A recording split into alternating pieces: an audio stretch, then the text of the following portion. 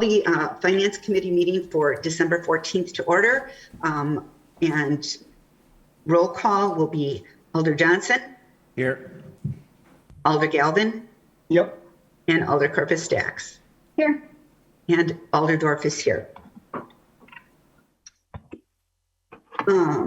Approval of the agenda. I'll entertain a motion to change the agenda, to amend the agenda to move up item 4 to item 1. So moved. Second. Okay, moved by Alder Johnson, seconded by Alder Galvin to amend the agenda. All those in favor say aye. Aye.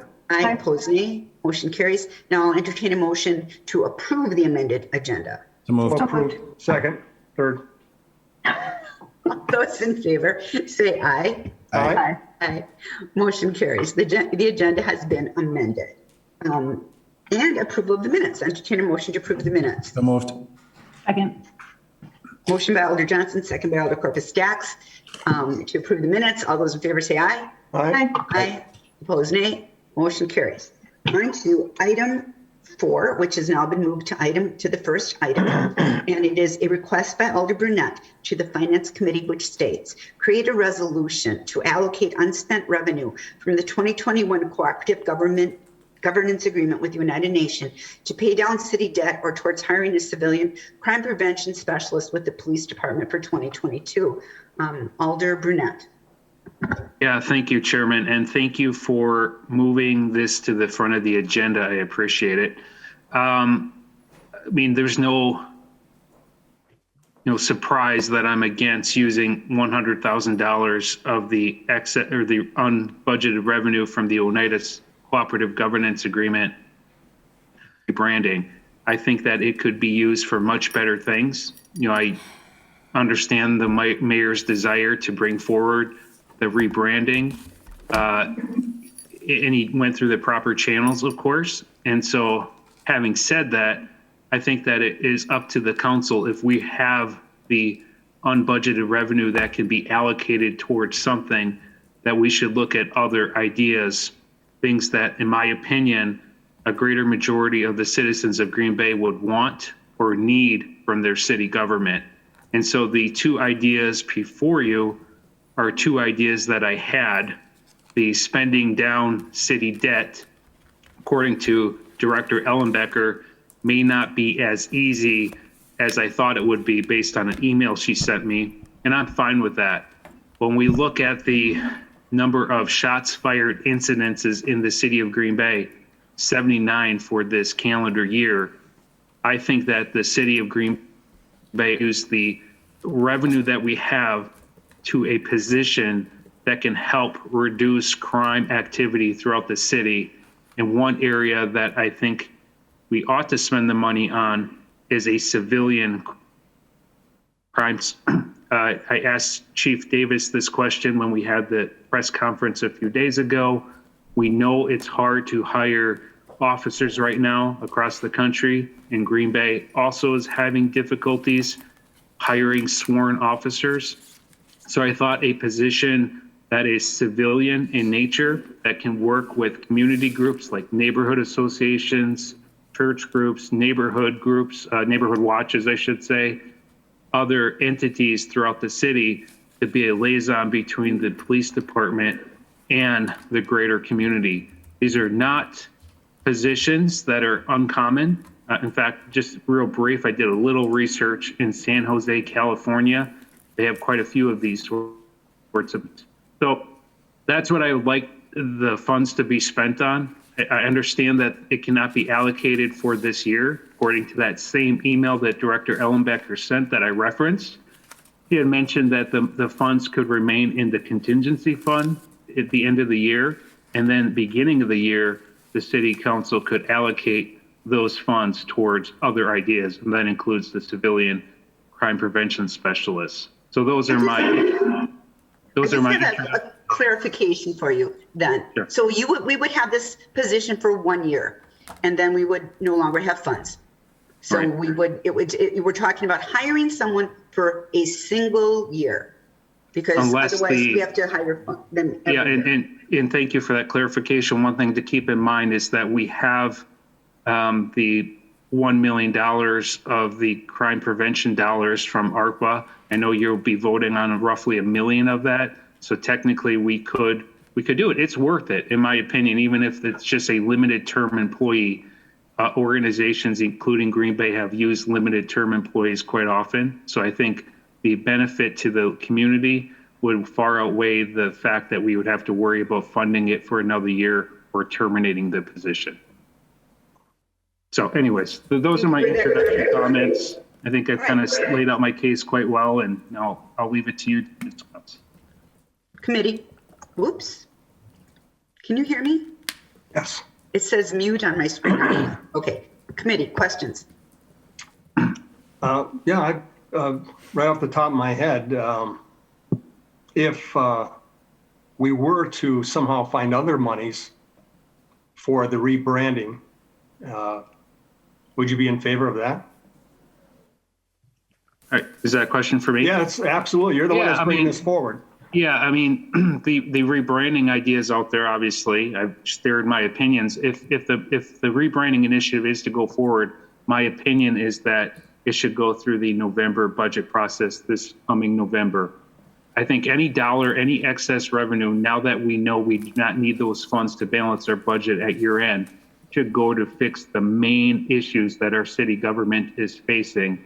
And there is no greater issue, in my opinion, than the shots fired incidences and the fear that many of our residents in our neighborhoods. All right, and if we were to then do the rebranding, and it was shown that the rebranding, $100,000 investment, brought in several companies, corporations, entities that could then add to our tax base, thus paying for some of these positions that you want, you'd be in favor of that? Of course, but I will just add the qualifier that I doubt that we could actually trace a company moving here to the brand initiative. It would be hard to make that connection, Alder Galvin. I could be wrong. Yeah, I could be wrong. I mean, I could be wrong. I mean, the echo chamber that you're in right now, with you're against this Oneida money being used for this rebranding. You want to have us do a short term. Hire someone, tell them that, hey, your position may or may not be here in a year. I'm sure we'll get lots of people signing up for that. We've discussed that in the past on several positions in the city, that it's very hard to hire people for 1 year with them knowing that they're going to be gone. I mean, I imagine we could use Oneida money every year to pay for this, or we could raise taxes to do it. I'm not saying it's a bad idea. I've been an advocate of adding to the police department quite a bit in the past. But I'm just not sure if this one position is going to be what it takes to start solving the problems. I mean, as Alder Johnson has pointed out many times at budget time, our crime stats are down, and many of them continue to go down year to year. It's this shooting that seems to be a major concern. But it also looks like in the last week, the department has made 6 arrests. I haven't heard yet how many shootings that solves.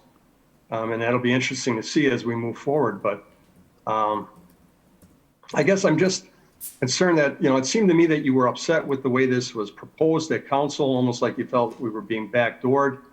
You seemed upset that it was Oneida money being used for instead of not going through the process of budgeting in November, like we did everything else. And I just don't want us to go down a rabbit hole changing things at the last second like this is. I mean, I'd like to see some more study on these civilian positions.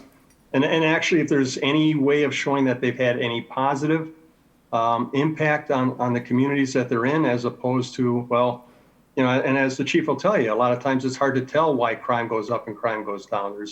There's nothing you can actually put your finger on a lot of times to say what makes it go down or what makes it go up. Thank you. Other comments, Alders? Alder Johnson. Thank you, Chair. Director Ellenbecker, I know that $100,000 is what was proposed for the branding initiative. Do we know at this time how much funding is unallocated from the Oneida Service Agreement that is available? Is it just the 100,000 or is there more than that? For that specific question, we invoiced and and received payment from Oneida for $322,192. That was the 2021 revenue, so $322,000. To date, we've only allocated $65,000, and you've approved of that unbudgeted money to be spent on something that was an unbudgeted expense. That would actually leave $257,192 left of the Oneida service agreement. So what happens to that money? So anything Does it go to the general fund, or or do we have to allocate what happens to it? Nope. At the end of the year, any unspent money, you bring all your revenues and all your expenses roll to the bottom line, and as long as you have a surplus, that just rolls into your fund balance. So when we talk about even the rebranding initiative and that $100,000, is there some type of action that this body would have to take to prevent it from rolling over into the general fund to continue to hold that pending in future council action? Yes, because it was an unbudgeted item, you would have to use some kind of a contingency, or you'd have to have this resolution to use money. And so that you would have to do that in 2021 to use unbudgeted money. And then if you don't spend it, then it also in 2021, then you'd have to have a resolution now to have it as a carryover. It has to be a budgeted item before you can carry it over. So to get it carried over now into 2022, when you would actually spend the money, you would actually have two resolutions, or maybe a combined resolution. So that was the purpose of the budget resolution that we had at our last council meeting. So then I presume I forget the exact number that you just used, the 200 some thousand. So we only did the budget resolution on 100,000. So should council expect another budget resolution or another proposal at our next meeting? Or was it intended that the balance of that would just roll over into the general fund? Yeah, at this point, the only resolution you approved was the $65,000 for the priority-based budgeting. At this point, there is no resolution going through for the $100,000 because that has been pretty much put on hold. So at this point, $257,192 would just roll to the bottom line of revenues that were unbudgeted, and it would just go to the fund balance. Again, this also takes until March or April before we truly know what our surplus is going to be, because there's many year-end adjustments and reserves that have to be all adjusted, and we have to finish paying out all our accounts payable into January, early February. So it truly takes about March or April before we'll really know what kind of surplus that we would have. But at this point, that 257 would roll into that surplus. And does a budget resolution need to be passed by December 31st, or can that carry over? It can carry over before we close. It can be anytime in spring before we would close out the year end. Okay, so roughly speaking, we'd be looking at March. We have auditors that come in the very last week of March, so we would want that resolution done because I would want that journal entry and that transaction to be already completed. So I'd shoot for end of February, early March, so that it's done and we can have it the journal entry completed before auditors are in. Okay, thank you. Just one question for Chief Davis. Chief Davis, so this is obviously an idea that was presented as civilian crime prevention specialist. So could you speak to the proposal for that particular position, and then B, if this body were to say, hey, Chief, you have $100,000 of unrestricted dollars to solve crime in our community, how would you spend it? Good question. Oh, thanks, Alder. And I think what would be helpful for us in this conversation is if we had a little bit more latitude and didn't have the specificity of position, because where I see, of course, our crime prevention specialists are extremely valuable employees and they do some really great work, and especially in terms of making that connection that Alder Brunette describes with the community in a way that often is a little more accessible to community members, but where we have also a really big need for more resources is in crime analysis and using data and in producing actionable intelligence, because one of the directions that we're trying to go is to focus resources that we have on the problem instead of what police departments have done historically when they have crime issues is cast a wide net. Well, that creates a lot of damage in terms of public trust. And so we're going to be much better off focusing our resources on the people and in the places where we're having the issues. And so that takes good crime analysis work and data collection and data analysis, as well as analyzing kind of criminal intelligence. So we focus those resources where the problem is, if that makes sense. And so my preference would actually be for maybe a position in a crime analysis role rather than a crime prevention specialist, as valuable as the crime prevention specialists are. And then, you've talked a little bit about one of the big risks with one-time funding. A limited term crime analyst especially is going to be something that's very hard to get, because people, that's something people go out and study and get degrees in, and these tend to be fairly accomplished professionals. And so we probably want to offer them something a little more permanent. All that said, I really do appreciate the thoughts and the ideas, and I do agree that, it isn't just sworn police officer resources that we need to solve this problem. So Chief, do you have any needs at the police department that are either unbudgeted or not ARPA eligible?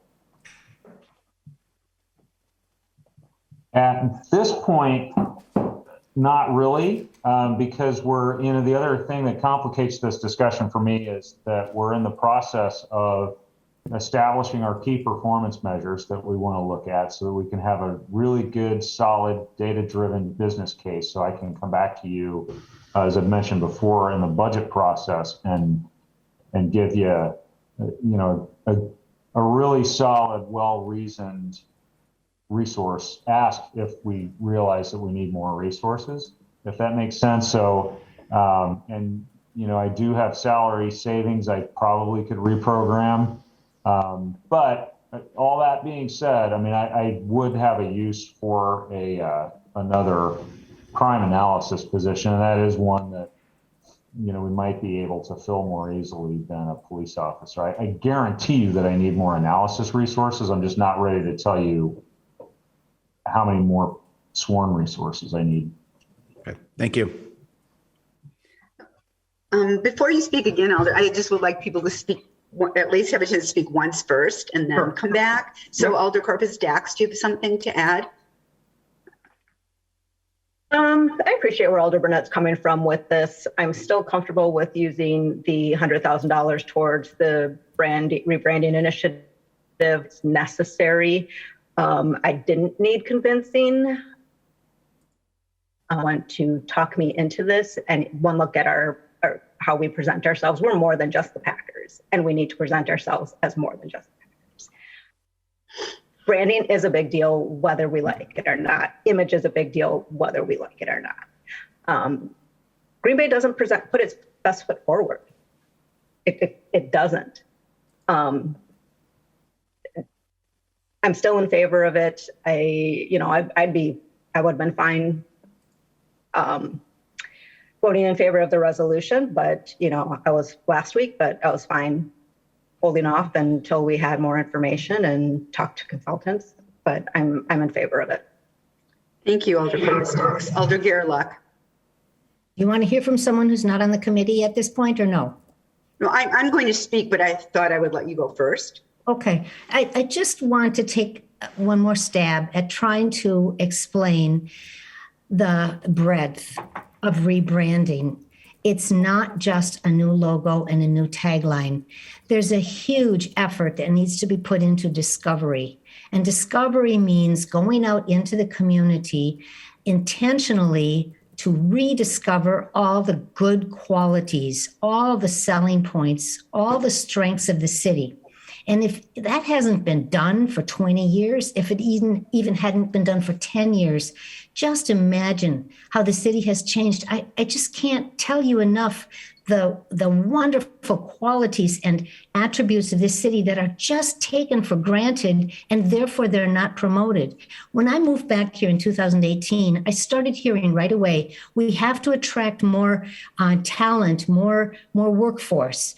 And, we have to get young professional families. How are we going to do it? Here is our chance. And the fact is, $100,000 can go a long way to rebranding if you do it the right way. It's not just a new logo. It's not just a new tagline. It's a new discovery of who you are. And yes, you have to budget a little bit of money for that to keep promoting your city. You got to reprint, you got to repaint, you got to refurbish. But it's just so important. And here's an opportunity to do it. I hope that you will support it. Thank you, Alder Gerlach. So I have a few comments. First, I need to apologize. We just got hardwood floor put in this room and the acoustics are a little odd and it might sound like an echo chamber in here, but I assure you it is definitely not an echo chamber in here. The first thing I'd like to say is that City Council voted last week and we decided as a council to move forward with the proposal and to get Alder Johnson and made the motion, I seconded it, but just to hold things until we got a more complete proposal. So I would certainly not be willing to create a resolution when the will of council was to spend that money, it looked like to me at least, to talk about spending the money for the rebranding initiative. And that was voted on and that actually passed. Secondly, I'm completely against hiring a short-term, limited-term employee. That doesn't work out well. You do not get good quality. Third, Alder Johnson and the chief, and I believe the mayor, have been working on a proposal that they're going to be bringing out. What's the name of that task force, Alder Johnson? Like a crime task force? Well, a gun violence task force to work with the neighborhood response teams. Right. And so that, not that this is necessarily part of that, but I think the bigger issue is I really would like our chief of police guiding us on what is needed in our police department. And we can give him ideas, but we need to let him look at what all of the needs are and then come up with a possible proposal. There are ARPA funds that are going to be going to the police department. Absolutely, we know that. And perhaps if this position is an important one, we'll get this in the budget. Definitely the violence that's occurring in our city is pretty severe right now. I feel so proud of the police department with the shots fired Thursday night. My understanding was by Friday morning. Didn't they have 6 people in custody, Chief? I thought I had heard that. So by Friday afternoon, we had 5. By Friday afternoon, you had 5. Awesome. Awesome. So you're doing very well in responding to those needs. And I don't think it's an either or. I think we can have both. I think we can have branding. We can have crime, either prevention specialists or analytics, which is what the chief seemed to feel he needed more. So I would be really against creating a resolution right now to specify what we want to have done in the police department when we really haven't looked at the big picture. Yes, Alder Burnett. Yeah, thank you everyone for those comments. A couple things like rapid fire, I'll just kind of offer some of my thoughts. It's true, there's a danger in hiring a limited term employee, but it's not entirely uncommon. Nonprofits do it, governments do it, even the city of Green Bay does it. Also, the number of police officers, sworn officers, we are not going to probably reach our full level of staffing this year. And I hazard to guess, although I don't want this to be true, we may not get to our full staff level next year either. If we were to fund a crime analyst as the chief recommended, or at least suggested as a possibility, we could budget that next year by removing a sworn officer position from the table of organization if we cannot fill that position, because the crime analyst position would be quite beneficial. I put civilian crime prevention specialist because I've heard from neighborhood associations, and this is no fault of the chief, but or the police in general, because you have to allocate resources to where the need is. And the need right now is our shots fired sorts of situations that we're responding to. But there are neighborhood associations that don't get the police attending as they used to. Back when it was very common to see a police officer at neighborhood association meetings, neighborhood watch meetings, And I have no, hard numbers to state this with, absolute certainty, but it just seems like that happens less than what had been the case in the past. So that crime prevention specialists could be kind of a middle road between the sworn officers and the neighborhood groups. And finally, what I'll say, in regards to the Oneida money, the Oneida cooperative governance, we did approve some for the priority-based budget, but what I would have really liked to have seen, instead of a $100,000 proposal for the logo rebranding coming forward, it would have been nice to know what the other possibilities are. I think we all, as council members, could have thought of much better ways in our own opinions on how to spend, almost $300,000 not needed to balance our budget this year. As it turns out, the city, according to Director Ellenbecker, seems to be in financial condition as we near the end of the year. So you know that there was going to be some of those funds dispersed for other things, because I stand by this comment. I talked to people in the neighborhood over the weekend. You ask the average person in the city of Green Bay, what are your top 20 things that you would like the city of Green Bay to spend $100, $200, possibly $300,000 on?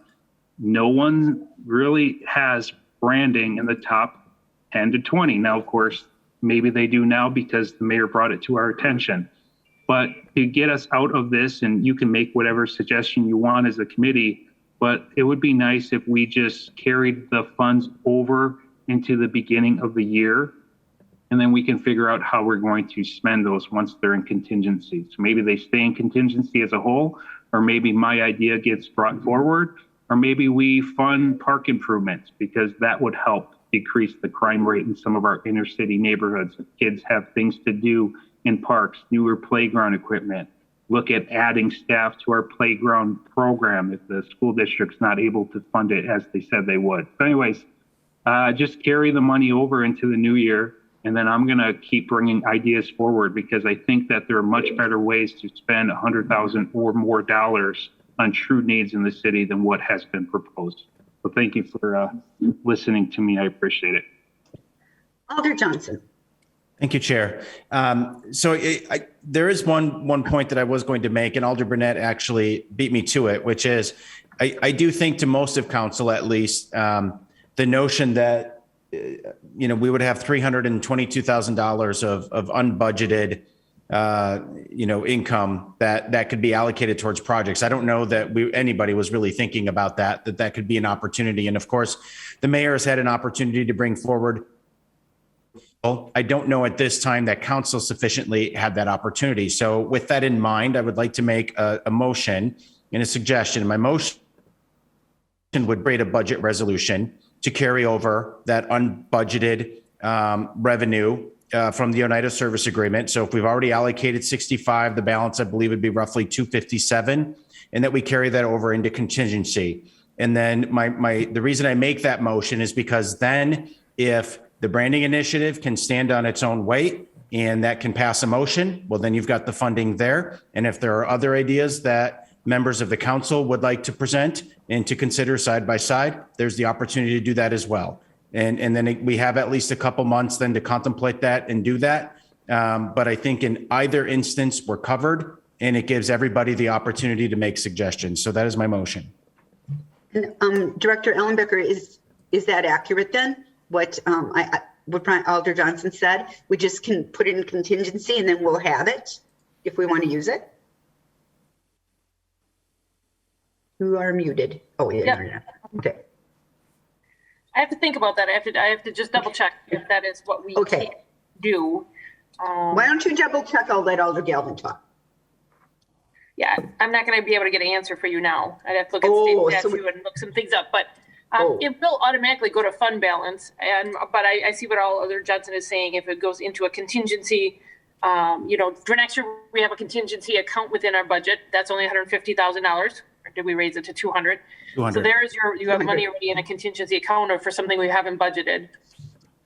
And then any surplus, we do have that option at the end of the year to put into a contingency reserve, but that would only be for emergencies that you could tap that for. So I have to double check all of our general fund policy on contingency reserve, a contingency account, and what are considered resolutions for a budget amendment, which these aren't in the budget, so that you can't do a budget amendment. And carryovers can only be, if you didn't spend it in this year and you're going to spend it next year, you can do a carryover resolution. But again, these aren't in the budget. So I have to do a little more research on that.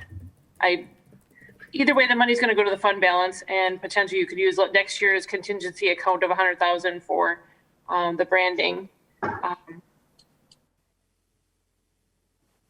Yeah, so then what we were going to do is, because right now you're going to say, well, how were we able to do it last meeting, is that we were creating a budget amendment to get it added to the 2021. Then if we didn't spend it, it was going to be a 21 carryover, because it has to be in your budget first before you can carry over. So So that correct motion me if I'm doesn't wrong. work. Can we just not do the same thing? Instead of doing it for 100,000 though, we're doing it with 257, which I believe is left over? Yes. Okay. Yes. Okay, Alder Galvin, go ahead and talk. Sure. While Director Ellenbecker's on the line, so next year with the money that we get from Unitas, how is that treated, knowing we're going to get it from the beginning of the year, at some point during the year? At this point now, it's considered budgeted revenue, and that has now been taken into consideration in your mill rates. So that is, revenue is there, and it's just going to offset expenses. Okay. It's in there now, so it's already budgeted, and that it potentially reduced your mill rate because you had that additional $500,000 in your budget. Okay. And then this is for the chief.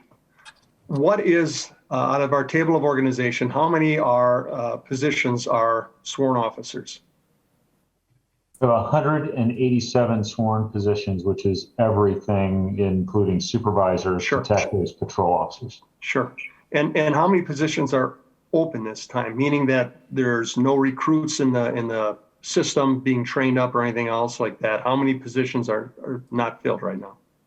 It obviously goes up and down, but as of tomorrow, I think we have 3 more, or later this week, we have 3 more retirements, and I want to say it puts us at 11 vacancies at that point. So 176. Okay.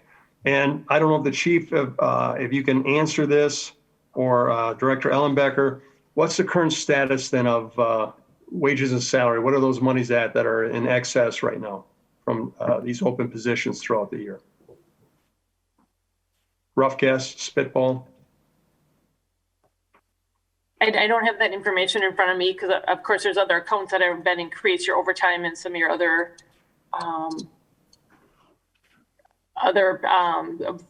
buckets of where they can accrue their time. I don't have that information in front of me. Okay. All right. What happens with that excess money at the end of the year? That would roll to the bottom line. Or if there was, or you have the other option, if there's something that was meant to have been paid out this year and wasn't, you could carry it over because it was a budgeted salary line. But at this point, any savings any savings would roll to the fund balance. What if we decided to create new positions that could be filled, say civilian positions like Alder Burnett is looking at? That's a table of org change. You couldn't get that accomplished in 2021. So again, you wouldn't be able to really, I don't know if you would be able to use 2021 money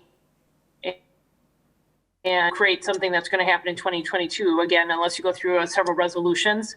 I think next year you could do a budget amendment if you have a budget of 187 officers, and at some point you don't think they'll ever get to 187 in the year, just recruitment for a budget amendment because of the purpose is slightly different. It was meant for wages, but it was for officers. You could always make an amendment and hire some other positions, and with the assumption that the officers aren't going to be filled.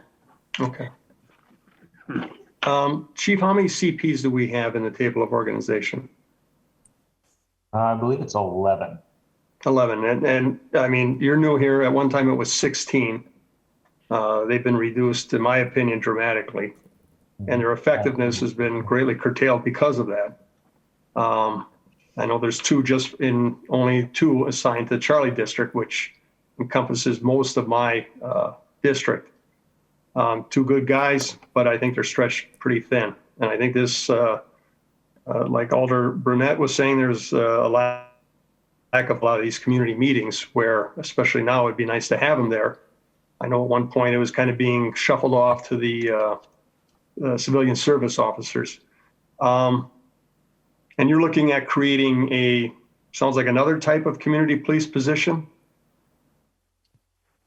Yes, we're looking at creating, we're basically reactivating the neighborhood response team position in the contract. And the plan is to start with 2 of those initially to focus on gun violence. Okay. That's basically making a permanent version of something that we've done on a temporary basis a couple of times to pretty good effect. So yeah, we recognize that creates pressure in other places, but it's one of those places where we think it's worth the return on investment.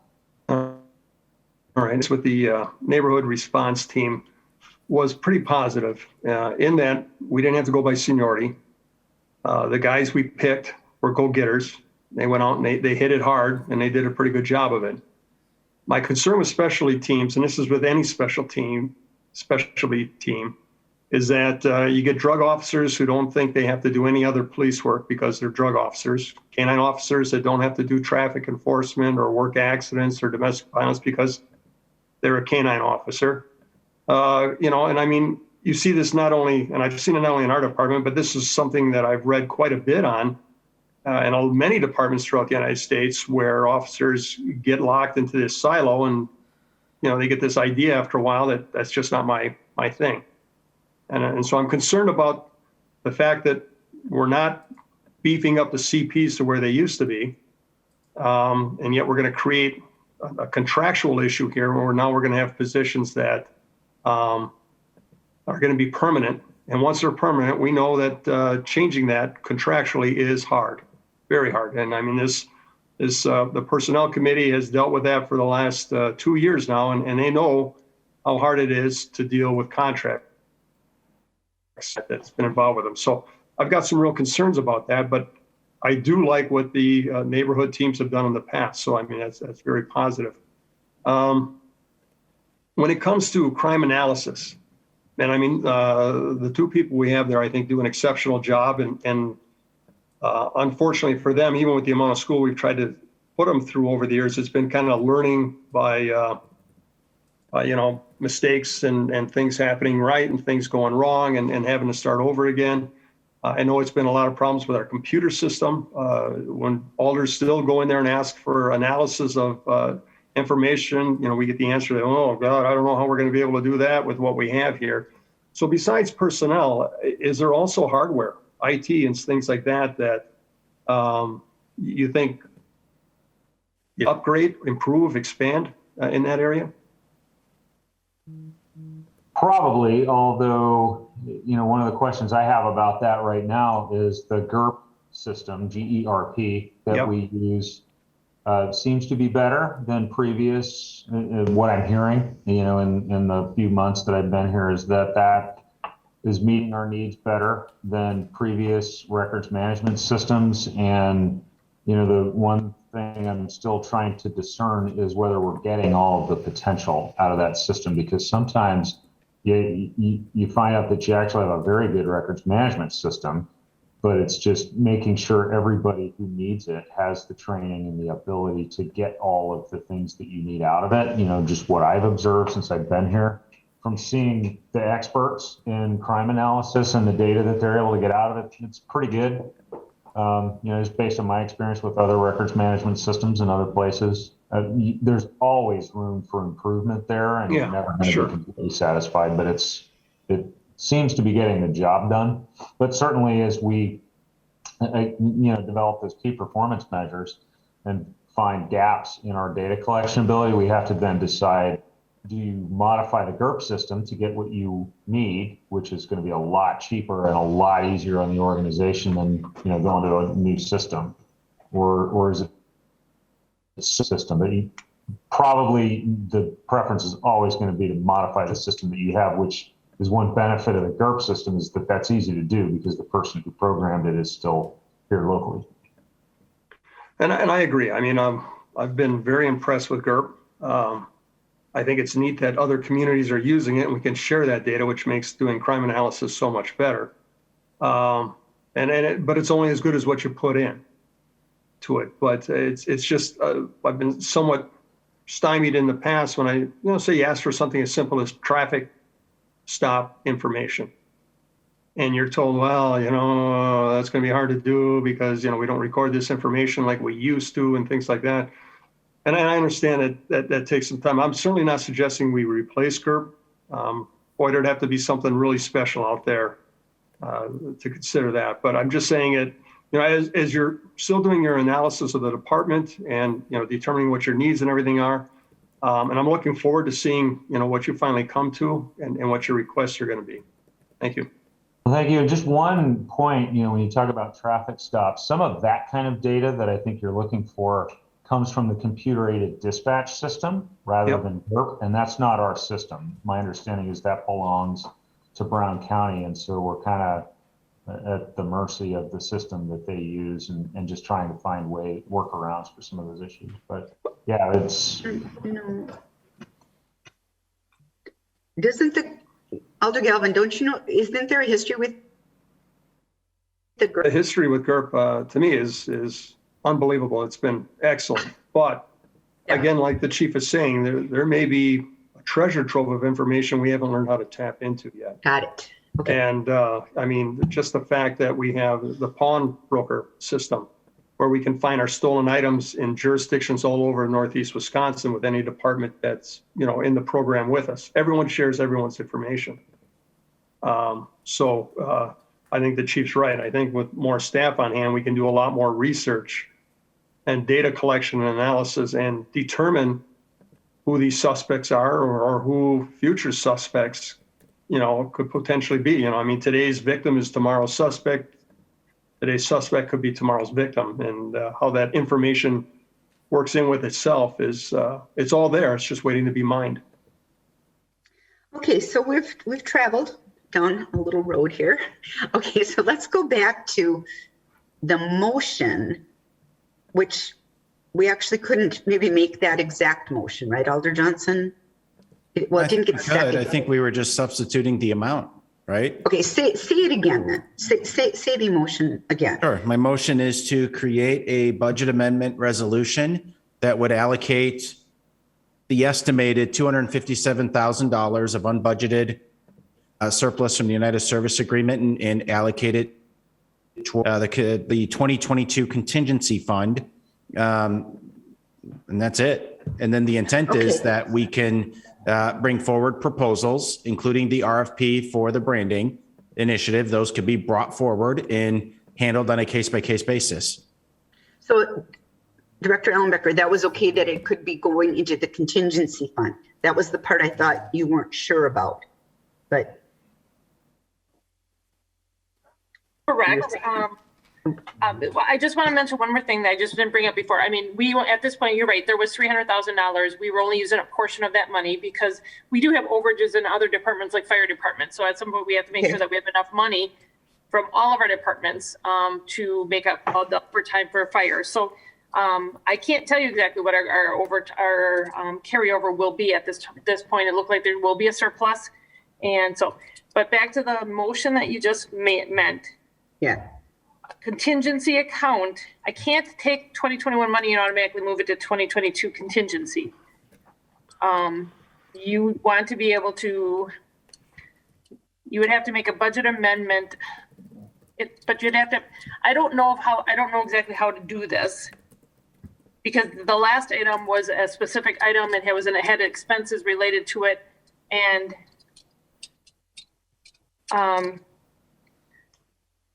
I don't know exactly how to handle through the contingency to take it to a contingency fund. Right. Because that's a 2022 budgeted item. I'm reading. How did we anticipate doing it with the branding proposal? Branding proposal was to create a budget amendment for the expenditure to show the expenditure of $100,000. And now you have an expenditure that's a 2021.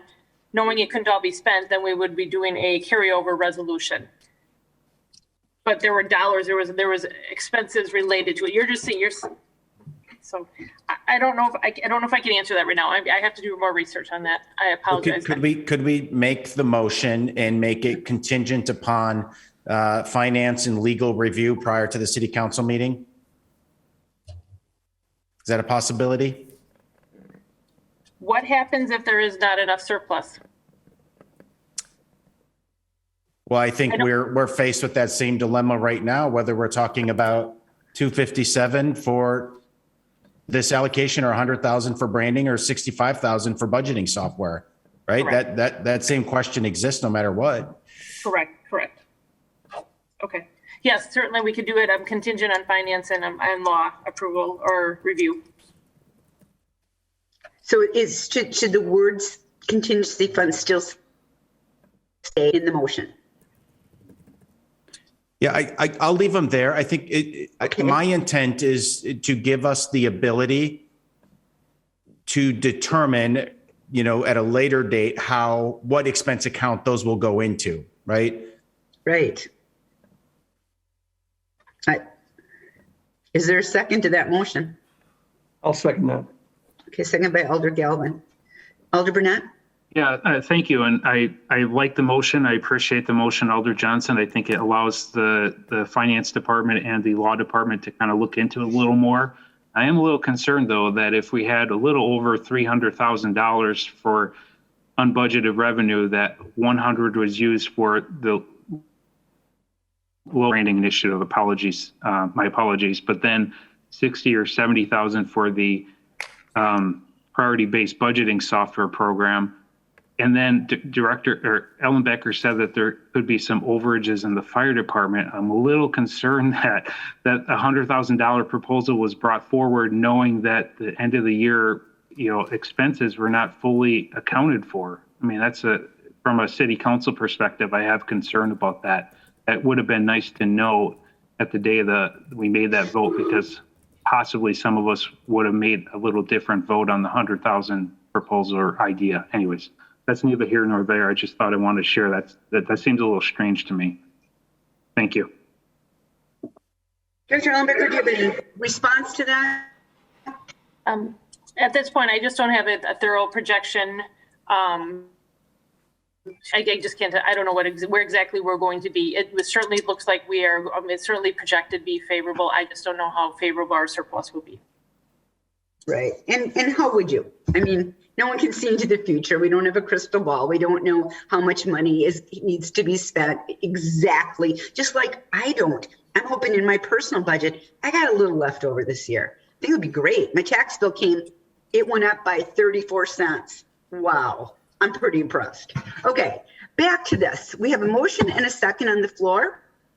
Any further discussion? Seeing none, all those in favor say aye. Aye. Aye. Opposed, nay. The motion carries. All right, next item.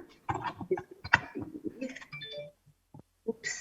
For discussion with possible action, the payment option from the E1 fire engine follow-up from November 30th, 2021 Finance Committee meeting. Staff. Okay, in your packet, at the last finance and council meeting, there was approval to move forward with ordering the E1 fire engine using 2021 pricing. But there was a expectation that we follow up at this meeting to decide whether or not we wanted to prepay it admit discount, or if we would wait until we have officially bonded for the money and then pay for it when the vehicle is received. In between there, we also looked whether or not a short-term loan or some kind of lease option. We explored some lease options that the fire department was able to obtain for us. And so in the memo, I have attached ransom numbers, and I do not recommend prepaying. I recommend waiting till we get this vehicle, which could be Chief would have to let us know, but it could be a year out. Hold on to the money, wait till we get bonded, get the money bonded, maintain it and hold it until the vehicle is received, and then pay out at that point. Okay. Chief, any comments? Yeah, the delivery on it's anywhere from 12 to 16 months. Like I said, as we talked about last week, the supply chain issues going forward with the price increases that are being expected, but delivery, I mean, we could get it in at the same price again, but delivery time is 12 to 16 months. Okay. So pay the full purchase price when it's received, not take advantage of the prepayment discount. That's what I'm seeing as the recommendation. And again, part of the reasons in what happens is by pay the interest either to do a lease earlier or have a low interest rate. Again, we don't have the money at this point. I don't have the money, so I would have to find another way to borrow the money early. And so those options are more expensive than waiting until we bond. When we bond at a 10-year, we actually have the option to do 20 years, but the last 2 years I've taken fire trucks and moved them back to 10 years since their useful life is, I don't know, somewhere 12 years. We used to bond 20 years for a fire truck that has useful life more closer to 12 years. So at a 10-year last year, we were able to, our interest rate for July of 21 was 1.02. So waiting and bonding and then maintaining and holding that money was cheaper than any other short-term loan or a lease if we were to prepay. So it was pretty much a wash, and there was a lot more administrative work to try to create another loan or a lease. And the leases would have paid it off, or the short loans would have paid it off faster than we would have with a note, which is a 10-year note, and the vehicle has a useful life, or well, in reserve up to about 12 years. Okay. Alder Galvin, did you have your hand up? I was just going to ask the question she just answered. She was Okay. line reading me and getting it. She out. was. Yeah. Sounds good. All right. I'll entertain a motion then. I would move to approve staff's recommendation. Second. Okay, moved by Alder Johnson, second by Alder Galvin. Any further discussion? Seeing none, all those in favor say aye. Aye. Aye, opposed nay. Motion carries. All right, next item. For discussion with possible action of approving the purchase of Archer Beam Gate System from Meridian using 2008. And I know that one of the alders may have to leave soon, and would that alder care to speak first on this? Sure. Okay. Look, the only thing that I wanted to comment on with this particular item, I think we all carry areas of expertise in the other parts of our lives. And in one of my areas of expertise is a heavy concentration on event planning. And obviously the purpose of these Meridian barricades is directly related, though not exclusively, that we do in our community. And I do know that the use of these barricades potentially can create high cost exposure for the organizations that are doing it. And so as I talked to Alder Dorf earlier today, one of the things that I would like to see this committee consider is an accompanying discussion around long-term as a community. We identify those costs as well, meaning the deployment of the barricades. And so I'm not opposed to the addition of the allocation of the bonding. I just want to make sure that we're also having that conversation about particularly our nonprofit organizations, how they continue to absorb the high cost that's associated with deploying them. So that's all I just wanted to say. I don't think that problem needs to be solved tonight, but I do think it is an ongoing discussion that this body and that this city council needs to continue to have, because it will have a deteriorating effect on the quality of life in our community. Because even my organization, I mean, if the estimates that we received last year for the deployment of these barricades holds true, we will have to consider canceling some of the events that we do. Just reality, because we don't generate enough income to pay for their deployment. And so it's just, again, not anything that needs to be acted on tonight, but I just hope it's a conversation that we can address in conjunction with this particular proposal in front of us tonight. Because I think we all agree that safety is a huge priority for our community.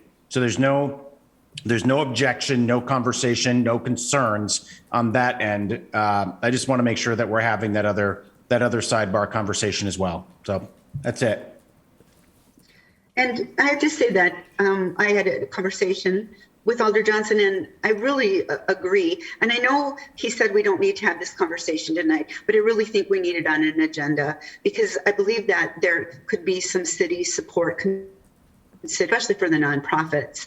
My background, as a lot of you know, is with school security and done a lot of things around the country, RE security. And so, yeah, I am in favor of barriers, definitely. But I'm really not in favor of putting an undue burden on our nonprofits. And we have some great activities that we have in our city, Art Street, Farmers Market, just to name two. And they need to be protected. And we can't make them so expensive that they're not profitable for the nonprofits, that they can't meet their expenses.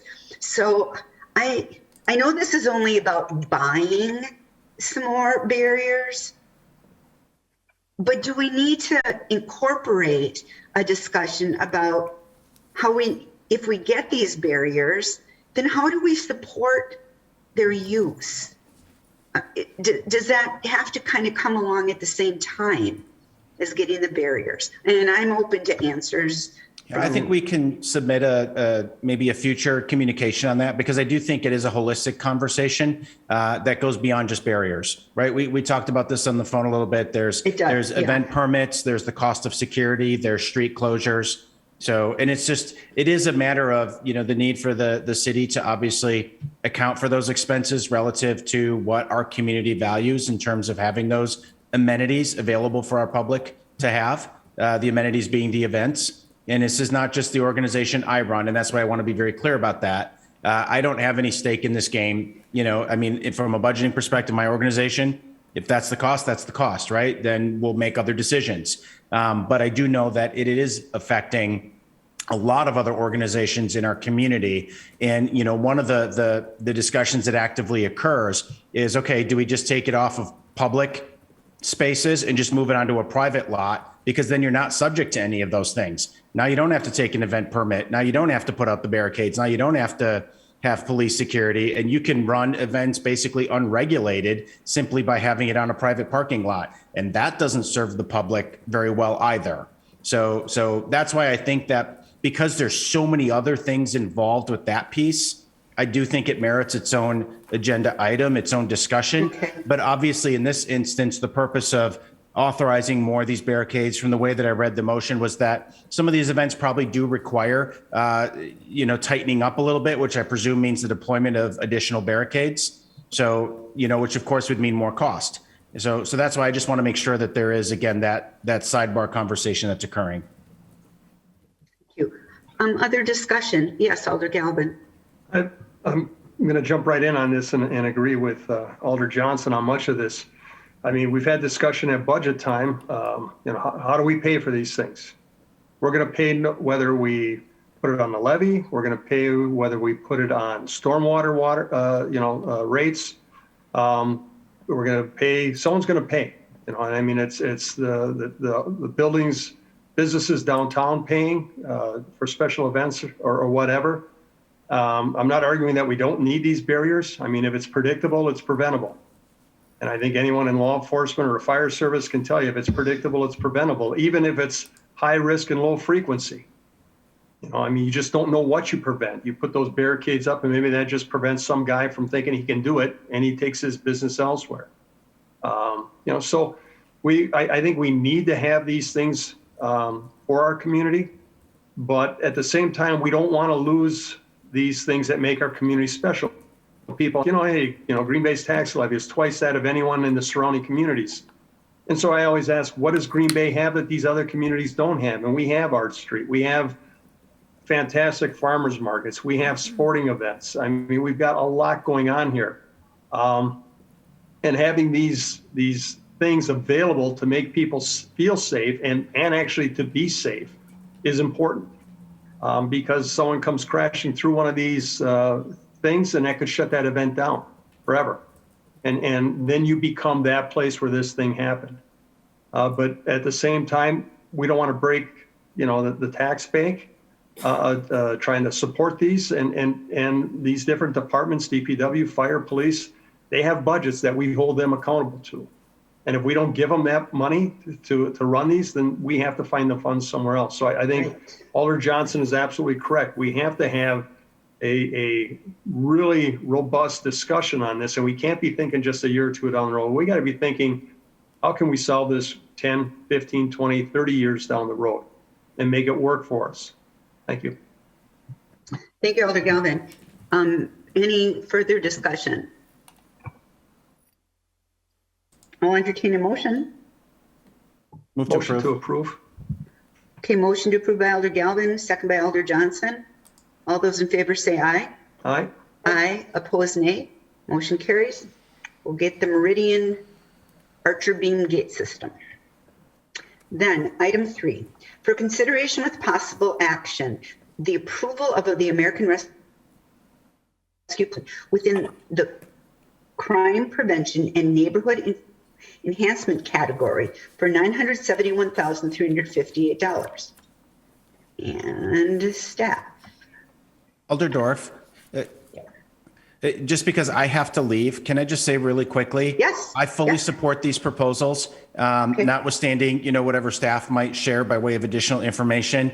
Obviously, this is to give our police department the resources that are necessary for them to solve, I think, what is, one of the greatest crises facing our community right now. The one thing that I would just offer up for discussion, and again, I apologize that I have to leave, but the recurring costs related to the gunshot detection system, if it would be appropriate, recognizing that, even if you authorize the 655 for the purchase, I would just say if there's a way for allocate that 71,000 right away in the 2022 ARPA funds, I think that would be ideal. So that way you've got that buttoned up for the next 2 years, and then you'd have to figure out how to budget thereafter. But again, I would just depart with that and thank obviously Chief and Police Department for all the great work that they've been doing, because this is an important issue and they've been incredibly responsive to the feedback that people are providing and to the requests that I know a lot of alders have had. And as many of you know, we are having a community forum tomorrow night at the Neville Museum at 6:30. So I really appreciate the police department's time, out of their personal lives to really give our public an opportunity to talk about this issue as well. So thank you. Thank you, Alder Johnson. Okay. Who would like to tell us a little bit more about this? Obviously, this is our first attempt or first pass of drawing down or allocating some of the dollars from our ARPA requests. So the format we had, it follows our standard operations policy that we would bring it to you, tell you what category that would fall under, give you a description on what the programs would be, and then you decide whether or not you want us to move forward with it. I don't know if you have any questions on any of the program items that are being requested. We have both the chief on the line. We have a commander on the line. We also have Susan House, who also put this memo together, working with the police department. She'll be the one tracking all of our allocations. I would guess a lot of work went into it. Go ahead, Alder Galvin. I'll just go down the list as we have it. The NIBIN program. And as I've said before, the state and federal government does this already. And obviously our tax dollars, I don't think we're getting the biggest bang for our buck if we have to wait as many months as the chief said we have to wait for these results. Is there any way of asking this without having to use as much money, seeing as we're doing their work for them?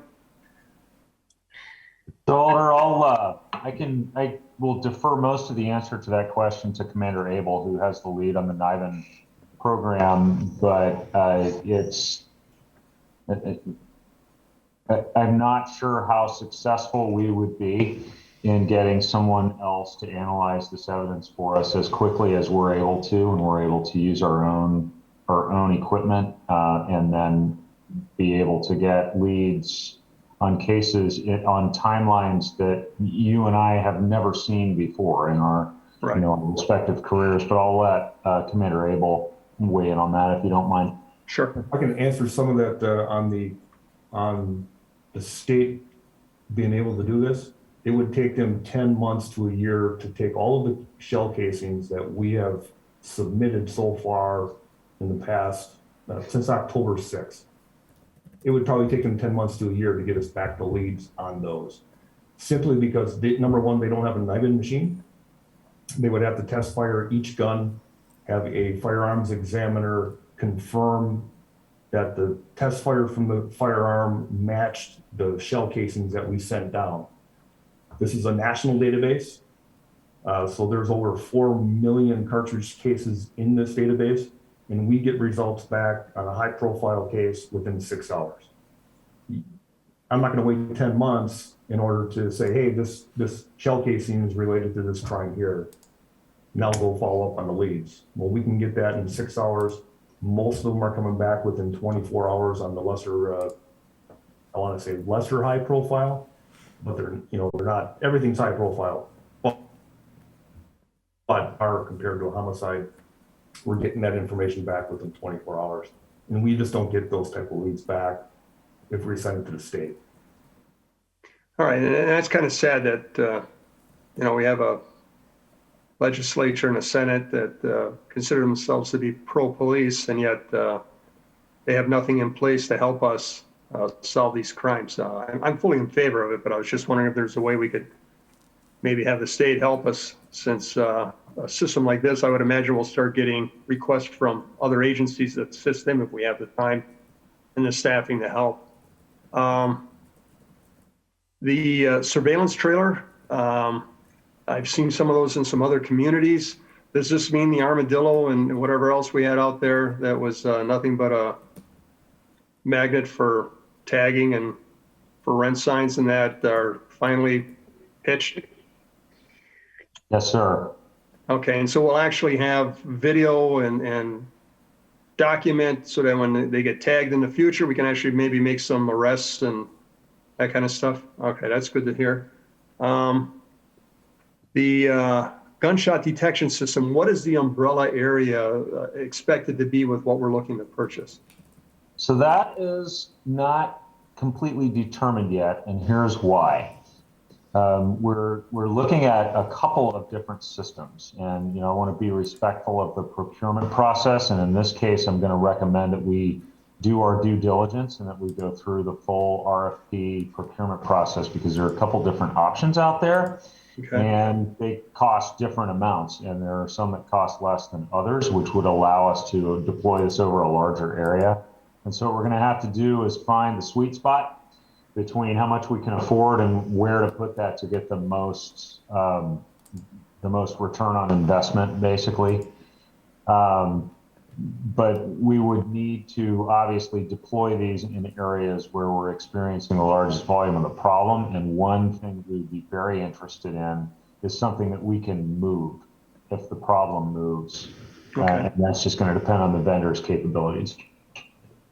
All right, because what I've read on, they've been very helpful in solving some crimes in other communities. Very helpful, and allowing the police not only to get there and so to render aid to potential victims. Concerned citizens aren't around to call it in and get a police response there. So, I mean, there's actually a safety factor in this, in that we can get medical staff on hand to help these victims and help them survive better. I'm interested in any thought, and an officer, Commander Abel knows that at one time there was a lot of talk about creating overlapping umbrellas of video surveillance on our streets. And I'm just wondering if there's any thought. Obviously it's not in here, but I'm just asking if the department is considering something along those lines to increase that ability to document potential suspects moving through areas on the way to or the way from crime scenes. Yeah, we're in the process of doing a pilot project with a company that does exactly that. And then, some of the options for gunshot detection technology these days will, and again, we are saying what vendor we would want or anything like that, but some of these systems actually can integrate with camera systems. All right. Cameras to kick on and start getting license plate information for vehicles leaving the scene. So that's one of the things that we want to explore on this concept. All right, thank you very much. And this has my full support, every one of your proposals. All right. And yes, Alder Corvus-Dax. Going back to the first one, the NIBIN, I think it was called, Commander Abel, when we have to use the state for these, for this stuff right now, do we get charged? Assuming we do, the state charges us if we use their, whatever it is that we do now. No, we do not get charged right now. You don't? Okay. So we're on a lease program with the company called Ultra for the machine. They're the only ones that make it. So we have a cap of 300 entries. So for 2021 so far, we've done what's called an e-trace on 170 firearms. Each one of those firearms going into 2022 will be tested and entered into NIBIN. And so far with 79 shots fired calls, that doesn't mean that 79 guns were used. We're finding that some of these shots fired calls, you have 2, 3, sometimes 4 different guns that are being used. So as we go through the cartridge cases, we could have up to 200 cartridge cases in those 79 incidents that have to be entered into NIBIN. So we're going to reach our 300 very quickly. If we buy the machine outright, we have no cap.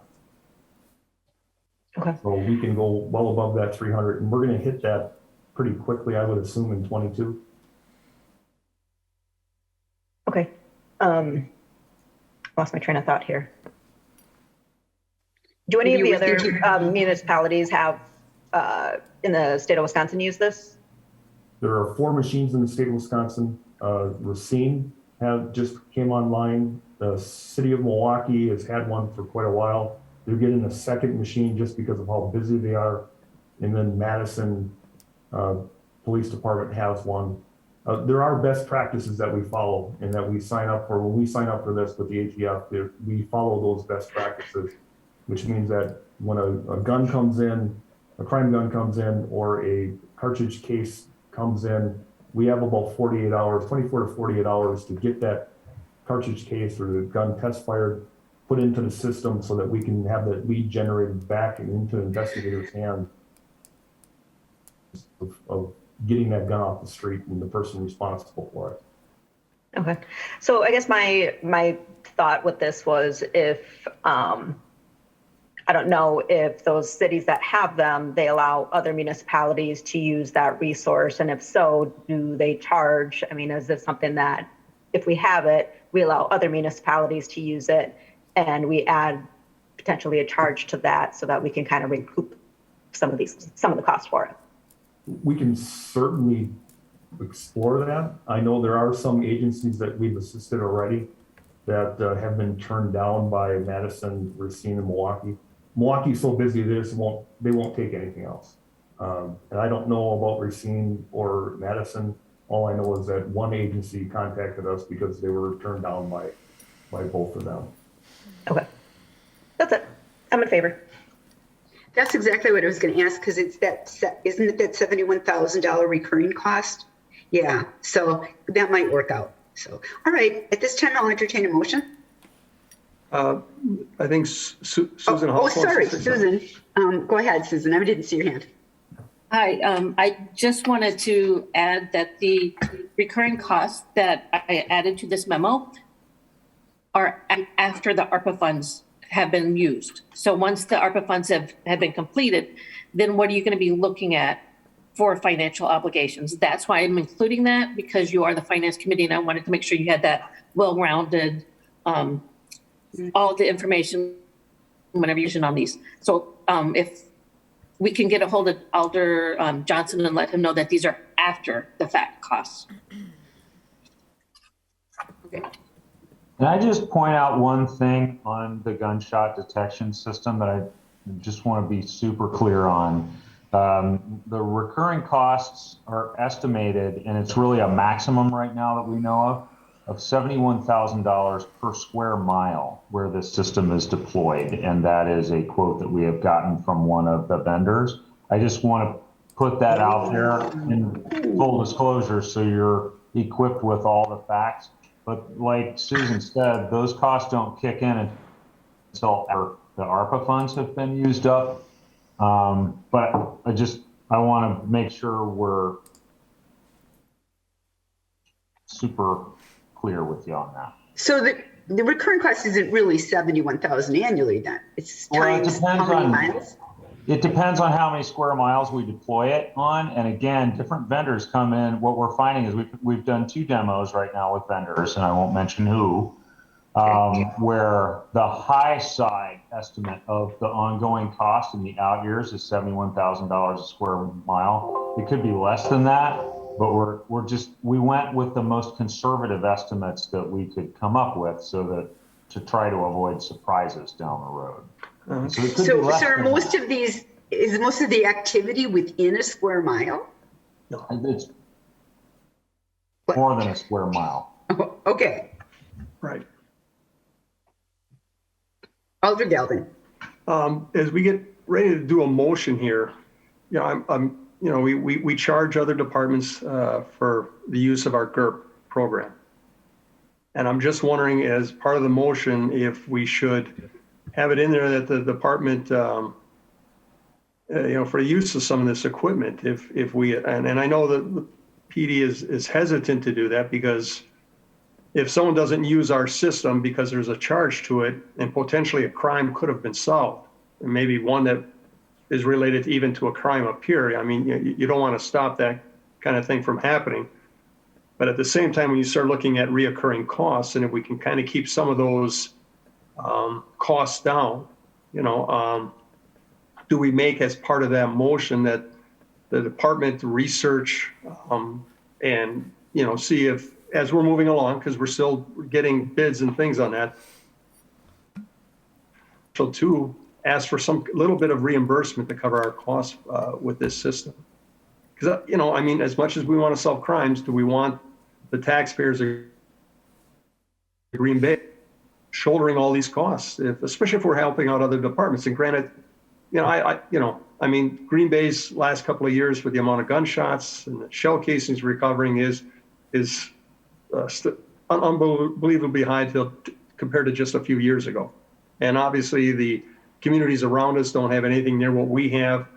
You certainly want, but if our crime scene goes out and helps another department, there are fees that are paid if they request that help. Do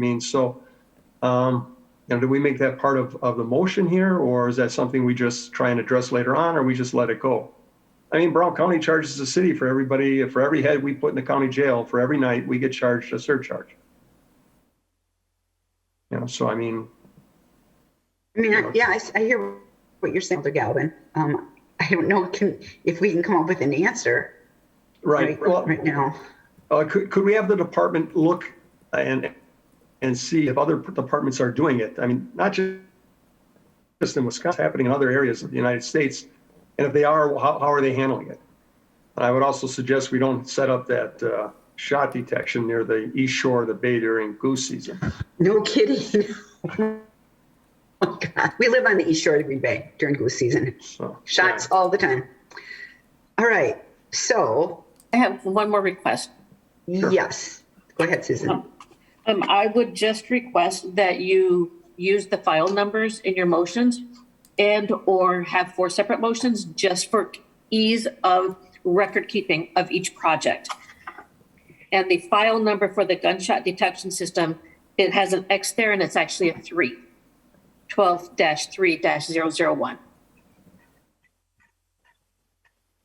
Alder Galvin, are you going to maybe make the motions then?